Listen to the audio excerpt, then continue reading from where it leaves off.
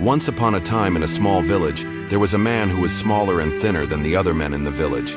He was always laughed at and became the target of jokes. "Are you old enough to drink beer?" they would shout at him as he sat at the bar. He ignored them, but he had doubts. Why did God make me like this? To be the joke of the village, he thought, but then he would leave the pub and his face would change to a smile. He knew he was going home to his loving wife. But one day, the pub he had just left collapsed. Within minutes, firefighters and ambulances arrived. They asked him if anything strange had happened in the pub, but he said no. One of the rescuers said, "The entrances are all blocked, we can't get through. The paths are too narrow."